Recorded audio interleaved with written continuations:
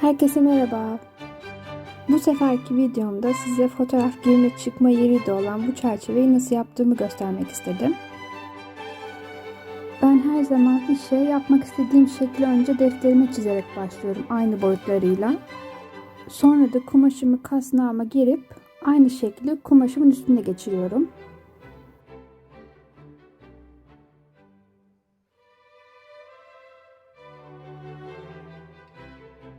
Kumaşa geçirdikten sonra da yine aynı şekli başka bir kağıda geçiriyorum. Bu kağıdı da daha sonra arkasına kullanmak için keseceğim kartonlarda kullanacağım. Kağıdımı bana birebir bir şablon oluşturması için kesiyorum aynı şekilde kenarlarından. Sonra da işlememe başlıyorum.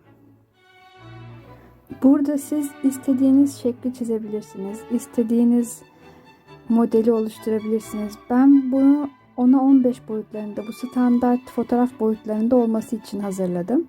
Siz istediğiniz fotoğraf boyutlarına bakıp kendinize uygun bir şekilde yapabilirsiniz. İğnemi de ucunu en uzun olacak şekilde kullanıyorum. Çünkü yine pofidik durmasını istiyorum.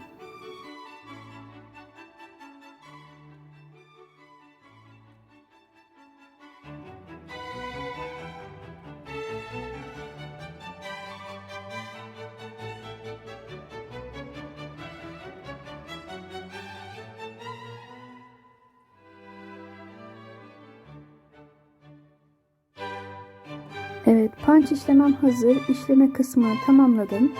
Şimdi gelelim arka kısmı için yapacaklarımıza. Şimdi ben burada arkasını önce tutkallayıp kurumasını bekleyip daha sonra da aynı şekillerde kestiğim mukavvayı onun üzerine tekrar yapıştırdım. Ama siz isterseniz direkt tutkallayıp mukavvayı direkt hazırsa elinizde üstüne yapıştırabilirsiniz. Ben beklettim, sonradan tekrar yapıştırdım. Şimdi o kağıdı kesme nedenime geliyoruz. Burada kağıdın içini de oyuyorum. Aynı çerçevenin şeklinde bu şekilde keseceğim mukavvadan.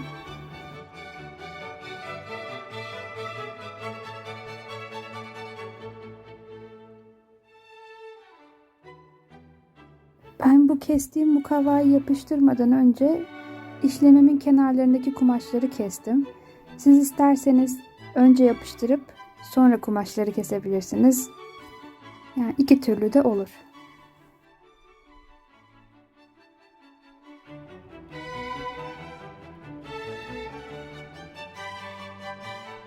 Benim makasımın ucu çok ince olmadığı için kalan kısımları yakıyorum, iplikleri. Ama kesiliyorsa dipten rahatça kesebiliyorsanız bu işlemi yapmanıza gerek yok.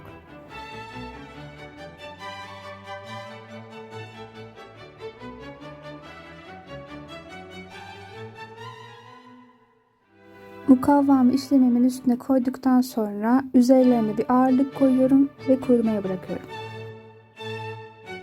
Bu şimdi keseceğim parça da arkasına kapamak için. İkinci parça, ortasına oymamız gerekmiyor. Sadece dış çerçeve boyutlarında bir mukavva parçası kesiyorum.